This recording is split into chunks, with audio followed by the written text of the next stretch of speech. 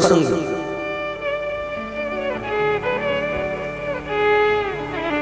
और ब्राह्मण आए तो मैं भोजन परोसूं, इसका इंतजार बेटी को हो रहा था।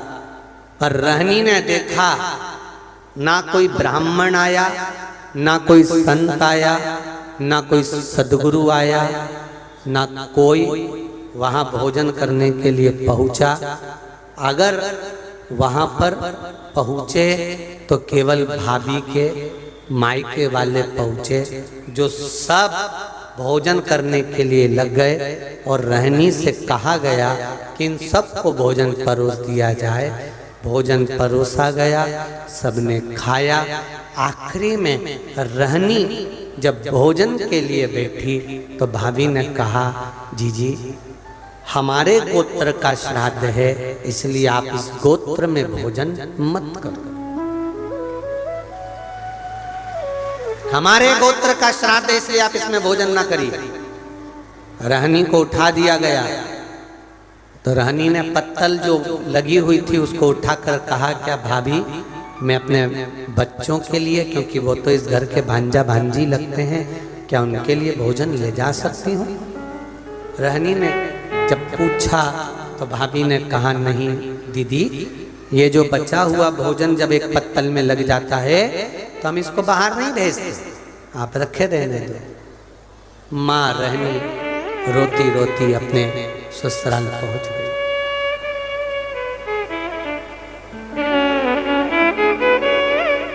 आज फिर दिन भर माँ मायके में लगी रही तो लकड़ी लेकर नहीं आई और बच्चों का पेट नहीं भरा। बच्चे 3 दिन के भूख से बिलख रहे थे, आंख में आंसू थे। माँ भी आज रो रही थी कि जिस मायके में बेटी जाती थी, कभी माँ बाप उसको भूखा नहीं आने देते थे। और भूखा तो भूखा, कभी माँ बाप उसको खाली नहीं आने देते थे, कुछ ना कुछ रखकर अवश्य भेजते थे। आज वो मायके से भूखी भी गई और कुछ भांजा भांजी के लिए भी नहीं दिया गया। शिव महापुराण की कथा कहती है, 3 जगह पर दिया हुआ कभी खाली नहीं जाता। पहला, बहन बेटी को देने से बढ़ता है, घटता नहीं। दूसरा, गौ माता को देने से बढ़ता है, घटता नहीं। और तीसरा, संत ब्राह्मण को देने से बढ़ता है, घटता नहीं। साधु सन्यासी तपस्वी साधक उपासक जितने मिले संसार में, कहीं परमार्थ का काम करने का मौका मिले तो आप परमार्थ का काम करिए, कुछ अच्छा देने का प्रयास करिए। शिव महापुराण एक बात जरूर कहती है कि बेटी दो सोच समझ कर दो, गौ माता का दान दो या गौ दान दो सोच समझ कर दो, और लक्ष्मी का दान दो तो सोच समझ कर दो कि किसको दे रहे हो, किसको प्रदान कर रहे हो, आपको देखना पड़ेगा। किसको देना चाहते हैं, पकड़ रहा है,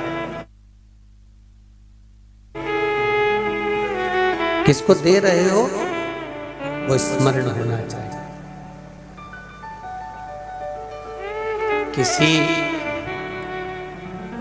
ऐसे भिखारी के कटोरे में पैसा मत डाल देना जो लेकर गया और मदिरा पान में लगा दिया, वैश्यावृत्ति में लगा दिया, जुए में लगा दिया, गलत काम में लगा दिया। लक्ष्मी भी रोती है।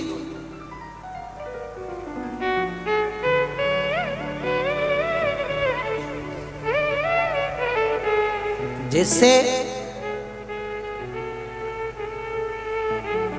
बाप अपनी बेटी की शादी में खूब पैसा खर्च करता है, खूब धन लगा देता है, खूब संपदा लगा देता है।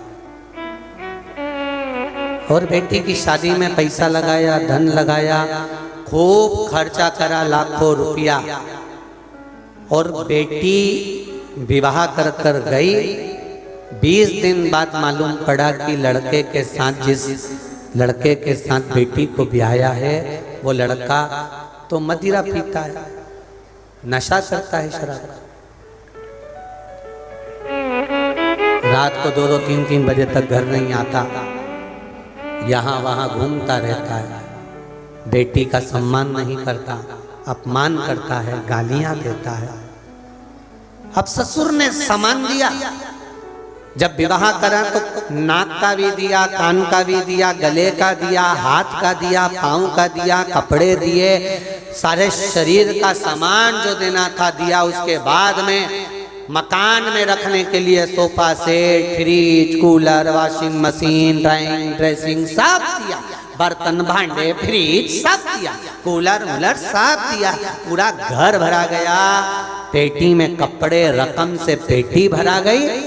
बाप अपनी बेटी को सारा सामान दिया, खूब दिया। अब 15 दिन बाद मालूम पड़ा कि लड़का शराबी है, लड़का बेकार है, सम्मान नहीं करता, गालियां देता है, लात से मारता है, 2-2 बजे तक नहीं आता, पी कर पड़ा रहता है। तो 1 महीने बाद वो जमाई जब घर में आया तो अब ससुर 1 रुपया भी देगा उसको?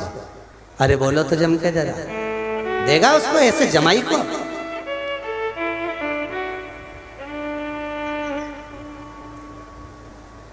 ऐसे जमाई को ससुर कभी 1 रुपया नहीं देगा जो अपनी बेटी का सम्मान ना करता हो, जो बेटी का आदर नहीं करता हो। बेटी को भले दे देगा पर जमाई को 1 रुपया नहीं देगा, भले उसने लाखों रुपए शादी में लगाए हो, भले करोड़ों रुपए लगाए हो, भले कुछ भी दिया हो, पर अब संभल गया ससुर, 1 रुपया भी नहीं देता है। उसी तरह परमात्मा एक बार मनुष्य का शरीर देता है, नाक, आँख, कान, गला, मुख, घर, परिवार सब दिया उसने, और इसको अगर सही जगह नहीं लगाया, सही से नहीं रखा, भजन नहीं किया, स्मरण नहीं किया, तो अगली बार वो ससुर देगा तुमको, जन्म देगा। एक बार अगर मनुष्य की देह दी है, एक बार मानव का शरीर दिया है, एक बार परमात्मा ने ये मानव का शरीर 84,93,99,999 जन्म के बाद ये मनुष्य का शरीर मिला है, जिसकी 21,600 श्वास रोज निकल रही है। 3.5 करोड़ रोम छिद्र इस मनुष्य के शरीर में है। इतना विशालतम शरीर दिया केवल भजन करने के लिए। इतना आत्मा परमात्मा देकर भेजा करा, उसके बाद भी ये शरीर सही जगह पर नहीं गया, ये आत्मा सही जगह पर नहीं गई। तो अगली बार तुम जाओ तो शरीर, अगली बार मनुष्य का शरीर नहीं देगा, कहेगा इसने अपनी बेटी का सम्मान नहीं करा, आत्मा का सम्मान नहीं करा, शरीर का सम्मान नहीं करा, इसलिए इसको अब नहीं देना। पहले गलती हो गई, अब इसको नहीं छोड़, जाओ। कौन देगा?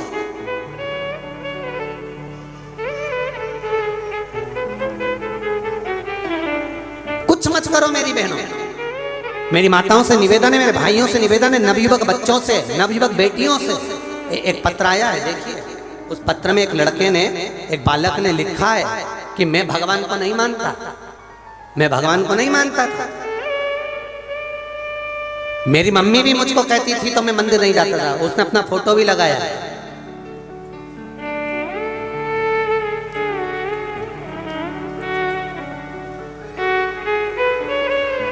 कहा जाता था तो मंदिर नहीं जाता था, बोलते थे तो मंदिर नहीं जाता था, पर मेरी मम्मी ने कहा तेरी पढ़ाई कर रहा है और तेरे लक्षण ठीक नहीं दिख रहे, मुझे नहीं लगता कि तू पास होगा। और पढ़ता भी नहीं था।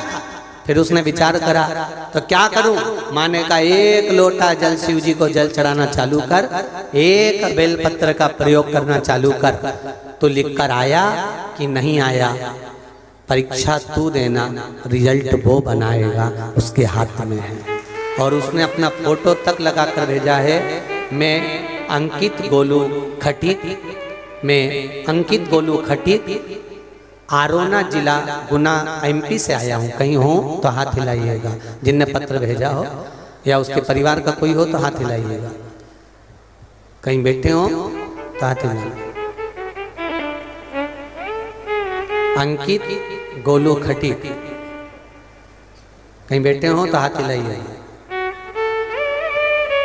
आरोना जिला गुना, गुरुजी श्री शिवाय नमस्तुभ्यम।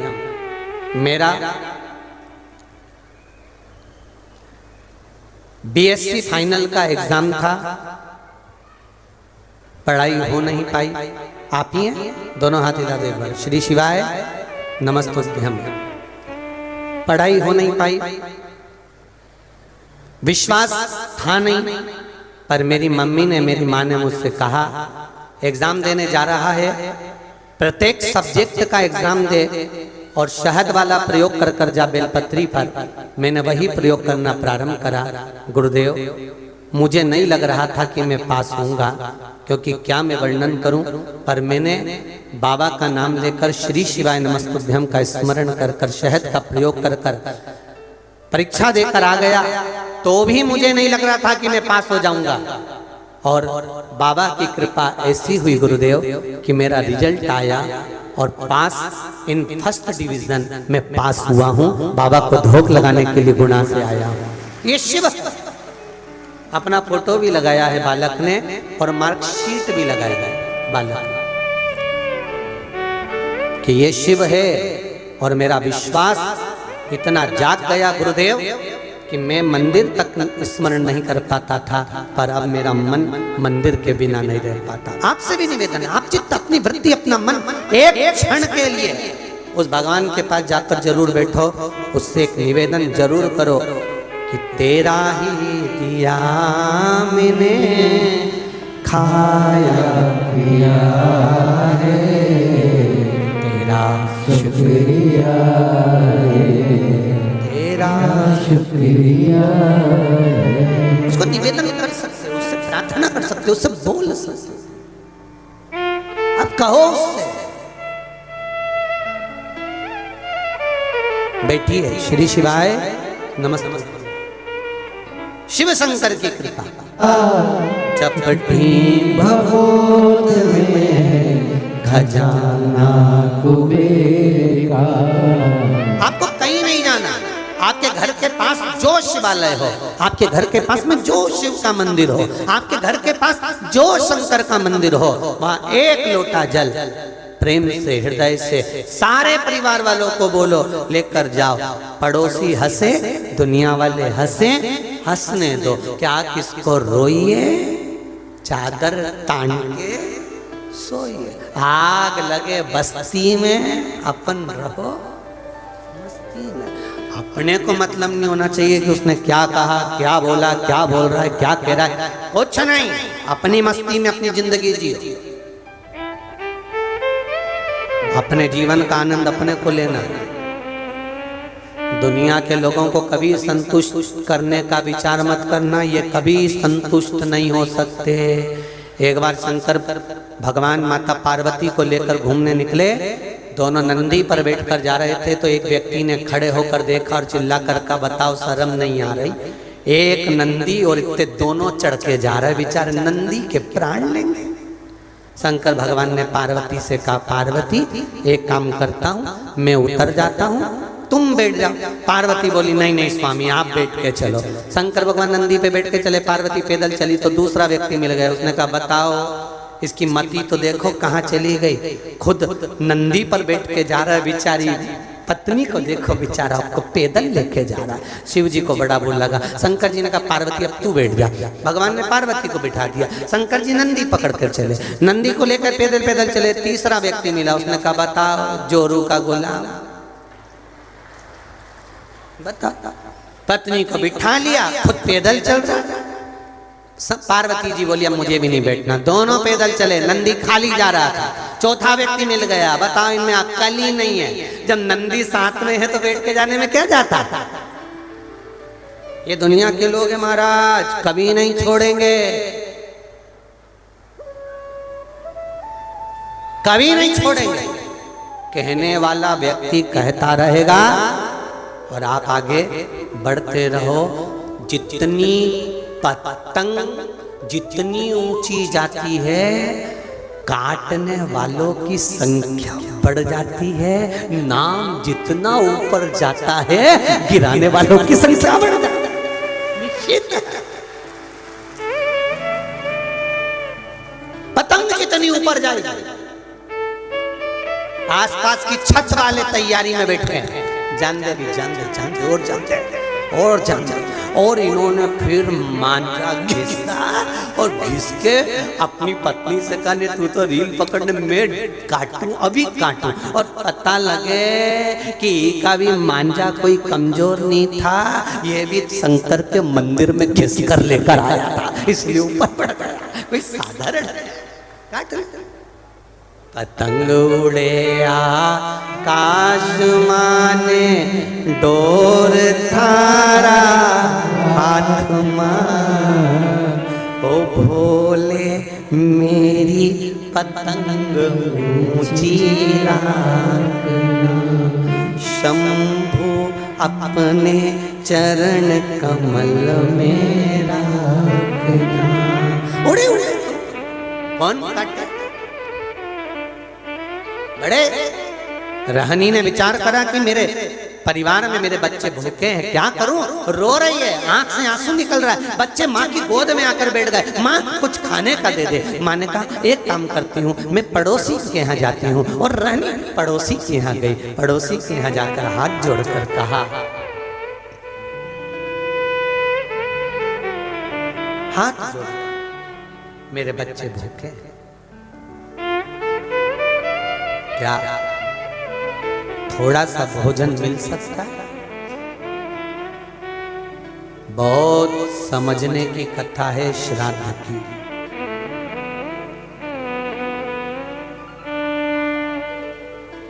खाए हुए व्यक्ति को खूब खिला दो, तुम्हारी तारीफ नहीं करेगा। भूखे व्यक्ति को खिलाओगे तो वो 4 जगह जाकर कहेगा कि साहब हम वहाँ गए थे, उनने हमको खिलाया था।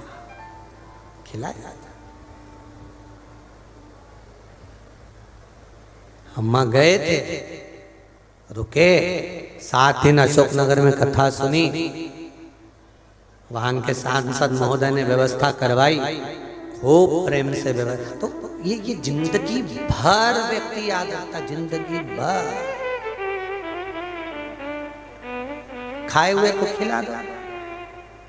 एक पैसे वाला व्यक्ति, उसका एक लड़का, उसके यहाँ वो शादी में खर्चा नहीं करे तो लोग कह जाएंगे कहीं छाती पे बांध के ले जाएगा, एक ही छोरा, शादी भी अच्छी नहीं करी।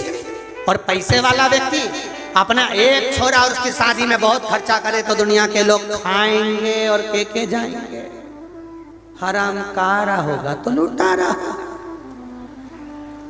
दुनिया के लोग हैं, कहे बिगड़ नहीं रह सकते, इसलिए क्या किसको रोइए, जम के बोलो जरा, चादर तान के सोइए। जितना लोग अपशब्द के उतनी जोरदार खजूर वाली चोटी बना के गजरा बजरा लगा के फिर चलो, और आग लगाओ और जलो तो जलो।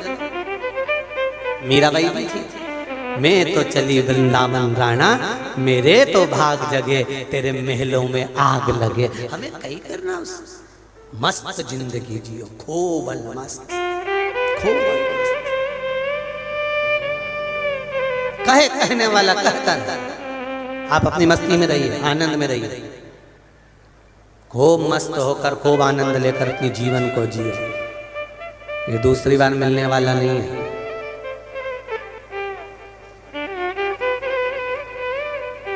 और मिल भी गया तो शिव महापुराण मिलने वाली नहीं है, बहुत कठिन है। रहनी रो रही है, पड़ोसी क्या गई, मुझे थोड़ा सा भोजन। शिव महापुराण की कथा कहती है श्राद्ध में भोजन किसको कराना चाहिए। शिव महापुराण की कथा कहती है जिसको बहुत भूख लगी हो, जीवन में उसने ना पूड़ी देखी ना खीर देखी, बिलक रहा है भूख से, उसको भोजन करा दो तो हमारे पितरों को तृप्ति हो जाती है। तृप्त हो, पितरों की तृप्ति वही है।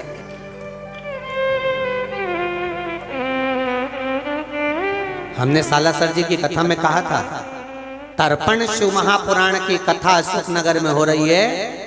और जितने लोग कथा सुन रहे हैं अपने अपने पूर्वजों के लिए, अपने अपने अधोगति में, कोई कुंवारी अवस्था में मर गया, कोई गर्भ में मर गया, कोई 4 महीने का किसी नारी का गर्भ गिर गया, किसी का 6 महीने का गिर गया, किसी का बच्चा बड़ा होकर जन्म लेकर प्राण छूट गए, कोई कोरोना में मर गया, कोई अधोगति में मर गया, कोई एक्सीडेंट में मर गया। जितने लोग कथा श्रवण कर रहे हैं और जितने जितने दूर तक इस शिव महापुराण के शब्द को पहुंचाया जा रहा है, ये निश्चित है आप अपने पूर्वजों के लिए श्राद्ध करे ना करे, ब्राह्मण भोज करे ना करे, संत भोज करे ना करे, पर आप 7 दिन की शिव महापुराण की कथा पूरी सुनिए और 25 तारीख को कथा पूर्ण होगी। और 25 तारीख को आप सीओर फोन लगाकर पूछना कि 25 तारीख को वहां सुबह से लेकर रात तक जितने भी साधारण से साधारण भक्तों के लिए भंडारा प्रसाद सुबह से शाम तक चला कि नहीं चला। आपने जो तर्पण कथा सुनी, आपके पूर्वजों को मुक्तता प्राप्त कराने के लिए वो भोजन भंडारा भी रख दिया, जिससे आपको आनंद की अनुभूति हो, जीवन की सार्थकता। आप नहीं भी जिमा सके तो वहां जीनेगा, उसको प्राप्त होगा। भोजन किसको कराना चाहिए, भोजन कैसा होना चाहिए कराना, जिसको हम भोजन कराएं। तो कहा भोजन कराने के लिए ये नहीं, एक सेठ जी थे, बड़े बड़े विचित्र थे, इतना कंजूस। उसकी पत्नी बड़ी दानी थी और पत्नी ने कहा सुनो अपने दादाजी का श्राद्ध आया है तो पंडित जी को भोजन कराना पड़ेगा। इतने में सेठ जी बोले पंडित जी को भोजन? हाँ, सेठ जी को तो बुखार आ गया, पंडित जी को भोजन, श्राद्ध आ गया, क्या करा जाए। तो इतने में सेठ जी बोले तू पंडित जी को नोत कर मत आना, मैं पंडित जी को नोत कराऊंगा। ठीक है, आप नोत किया। सेठानी खुश हो गई कि 55 साल शादी के हो गए, आज तक किसी पंडित को इन्हें घर में भोजन करने नहीं बुलाया। आज पिताजी के निमित्त पंडित जी को बुलाने गए, पड़ोस के गाँव में गए। सेठ जी ने पड़ोस के गाँव में जाकर एक पंडित जी का दरवाजा बजाया। पंडित जी हैं? हाँ। अंदर से पंडित जी आए। पंडित जी से पूछा महाराज कल श्राद्ध है हमारे दादाजी की। जी महाराज। सेठ जी आप आ जाओगे? आओ। सेठ जी ने पूछा कितना खाते हो? पंडित जी ने चोटी हिलाई। उन्होंने कहा गजब का मिला रे, पहली बार ऐसा सेठ मिला, आते से पूछा कितना खाते हो? पंडित जी ने बोला 2 कटोरा खीर, 4 गुलाब जामुन, 4-6 रोटी, 2 एक सब्जी का भात, बस और कुछ नहीं। सेठ जी ने कहा बिल्कुल मत आना, हाथ जोड़ के निवेदन है तुम हमारे घर आ मत जाना। सेठ जी ने कहा ठीक है। पंडित जी बोले ठीक है। अब सेठ जी ढूंढते ढूंढते एक गांव में पहुंचे, वहां एक दुबले से पंडित जी मिले। आप पंडित हो? हाँ, बहुत दुबले से, एकदम दुबले से। आप पंडित हो? हाँ। आप हमारे यहाँ भोजन करने आ जाओगे? हाँ। कब? कल। ठीक है। कितना खाते हो? पंडित जी बोले शरीर देख लो, मुझे बीपी भी है, शुगर भी है, ज्यादा मीठा नहीं खा सकता, तेल घी का ज्यादा नहीं खा सकता, 2 रोटी और थोड़ी सी दाल बस बहुत है। तो सेठ जी ने कहा बस तुम आ जा।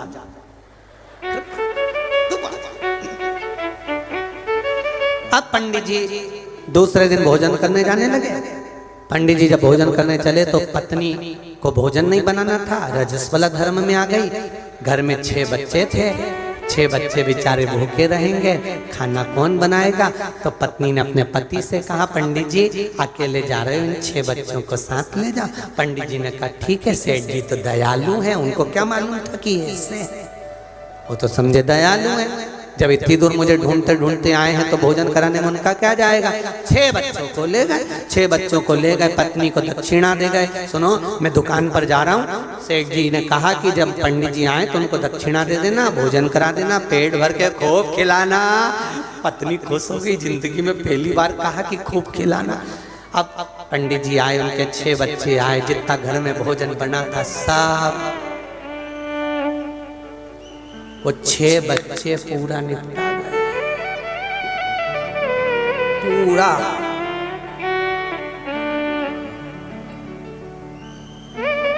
पंडित जी ने कहा सेठानी जी कुछ घर में बचा है थोड़ा बहुत, 2 पूड़ी बची है, सब्जी नहीं बची है, वो टिफिन में रख दो, पंडितायन जी को बनाना नहीं है, ले जाओ। वो भी रख के दे दिया, दक्षिणा दे दी। दोपहर में पति आया, सेठ जी ने आवाज लगाई सेठानी को सुनती हो भोजन लाओ। सेठानी बोली एक कुड़ी नहीं बची है घर में। तो क्या पंडित जी तो बहुत कम खाते थे। नहीं बेचारा पंडित जी ने तो बहुत कम खाया, पर उनके साथ में वो 6 बच्चे आए थे। 6 बच्चे। हाँ, सेठ जी के तो कांटे से खून ने उन्हें उठाया डंडा, और डंडा उठा के सीधे पंडित जी के यहाँ गए। और जैसे ही पंडित जी के यहाँ गए, पंडित जी की पत्नी कह रही है क्यों कांप रहे हो तुम, थर थर थर थर कांप रहे हो। पंडित जी बोले वो सेठ जी बहुत कंजूस था, वो आएगा भी मेरे को मार के जाएगा। पत्नी बोली तुम्हें तो अक्ल नहीं रत्ती भर की, जितने पंडित होते हैं इनकी पंडितायन बहुत चतुर होती है, तुम में रत्ती भर की अकल नहीं है। एक काम करो, आन दो सेठ जी को, तुम बस सामने पलंग डाला है ना खटिया, इस पलंग पर तुम सो जाओ और चद्दर ओढ़ के सो जाओ, बाकी के मैं सब निपट लूंगी। और जैसे ही सेठ जी आए दरवाजा बजाया और पंडित जी ने चद्दर ओढ़ के सो गए। इतने में सेठानी ने जाके दरवाजा खोला, रोती रोती गई आग लग जाए बस सेठ को, ना जाने क्या खवा दिया, खा के आते से मेरा पति निकट गया, पति मर गया। अब तो मैं राजा के पास जाऊंगी, इसको जेल में पटकवाऊंगी और इसको ऐसी सजा दिलवाऊंगी। इतने में सेठ जी बोले पंडित आयन जी हाथ जोड़ो, ये 20,000 धर लो, किसी से मत कहना, किसी से मत कहना। तू ही था। पंडित आयन ने गिरबान पकड़ी सेठ जी। सेठ जी बोले 10,000 और दे देता। हाथ जोड़ो। चुपचाप सेठ जी निकल के चले गए। पंडित आयन ने पंडित जी से कहा उठ जा, उठ जा। पंडित जी उठ के बैठे। इसलिए शिव महापुराण की कथा कह रही है महंगा रोए एक बार और सस्ता बार बार। ऐसा ढूंढ के मत लाना सस्ता सा के बार बार रोना पड़े, इसलिए महंगा ढूंढ लो, चल जाएगा। 1-2-4 रोटी ज्यादा खाता, 2-4 पूड़ी ज्यादा खाता, 2-4 गुलाब जामुन ज्यादा खाता, और पंडित तो दमदार आता ना। पर सस्ता ढूंढाने की कोई नहीं खाए, कुछ नहीं। जो जितना बचाने की कोशिश करता है उसका उतना बर्बाद होते चले जाता है। इसलिए थोड़ा थोड़ा समझदारी। रहनी पड़ोसी के यहाँ गई, कुछ भोजन हो तो दे दो। पड़ोसी ने कहा कि भोजन तो था पर अब भी हमने गाय माता को दे दिया, अब भोजन बचा। रहनी रो रही। रहनी की आंख में जल भरा और रहनी रोती रोती आंखों में जल भरी हुई घर पहुंच गई। बच्चे बिलख पड़े, माँ भूख लगी। बच्चे बिलख रहे थे। भाई रहू गया जी में जो पिंडदान कर रहा था, जैसे ही पिंड बनाए, पिंड सारे के सारे जितने थे वो काले पड़ गए। उसमें काली तिल भी नहीं डाली तो भी काले पड़ गए। पिंडदान करा। पंडित जी से पूछा ब्राह्मण देवता, मैंने पिंडदान करा पर ये पिंड जो बनाए गए हैं ये सारे के सारे काले पड़ गए हैं, इन पिंड का काला पड़ना क्या कारण? ये पिंड काले क्यों पड़ गए?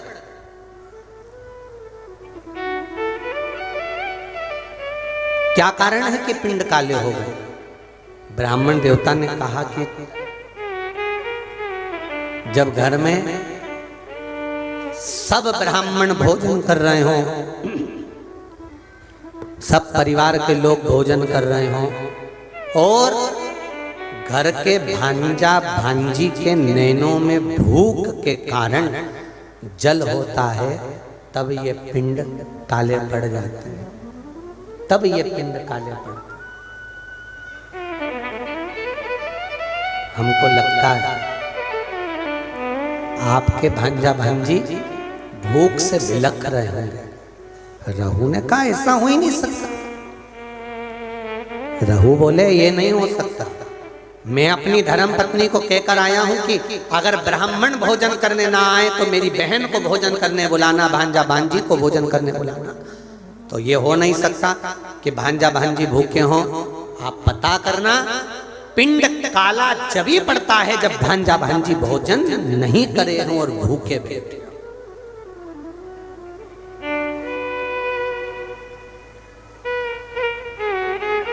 महाराज, शिव महापुराण की कथा यहां तक कहती है, अगर आपके घर में ब्राह्मण भोजन करने आए हैं और अगर घर में बहन बेटियां हैं, भांजा भांजी हैं, तो इंतजार मत करना कि ब्राह्मण उठेंगे इसके बाद हम भांजा भांजी को भोजन देंगे। आप तो ब्राह्मण के साथ भांजा भांजी को भी भोजन करने बिठा सकते हो या पहले भी जिमा सकते हो, उसमें कोई दोष नहीं, उसमें कोई दोष नहीं। आपका भांजा भांजी अगर भोजन करे तो उसमें दोष नहीं, आप जिमाओ प्रेम वश। यहाँ पर भांजा भांजी को बुलाते कि नहीं बुलाते? बोलो तो सही जरा, अशोक नगर वाले बुलाते हैं? नहीं बुलाते और खुद ही खा जाते हैं कि बुलाते बुलाते? हाँ ठीक है, फिर तो ठीक है। और जिसके यहाँ भांजा भांजी को नहीं बुलाए तो कल पत्र में लिख के भेज देना, मैं नाम यहाँ से बोल दूंगा, ठीक है? कि ऐसे मामा भी हैं जो ना बुलाए, ठीक है? बुलाना चाहिए। रहनी के बच्चे भूखे बिलख रहे, रहू को रहा नहीं गया, गया जी का पिंड कर कर रहू सीधे घर पहुंचा। घर में जाकर पत्नी से पूछा, क्यों मेरी बहन आई थी? हाँ। ना मानो तो पूछ लो सभी से, बहन आई थी कि नहीं आई थी? सबने कह दिया आई थी, रहनी आई थी। हाँ, तो इसको लगा कि रहनी आई थी तो बच्चे भी आए होंगे, इसने नहीं पूछा। घर गया बहन को, दीदी, ओ दीदी। हाँ भैया, वीरा क्या हो गया? दीदी, जिस दिन मैं पिंडदान करने के लिए गया था, जिस दिन मैंने पिंड दिया, उस दिन तेरे बच्चे क्या भूखे थे बहन? क्या तेरे बच्चे भूखे थे? रहनी भाई के गले लगकर रो पड़ी, भैया केवल बच्चे ही नहीं, तेरी बहन भी तेरे दरवाजे से भूखी आई है। रो पड़ी, आंखों में जल भरा था। तू चिंता मत कर बहन, मेरे माता पिता और इन भांजा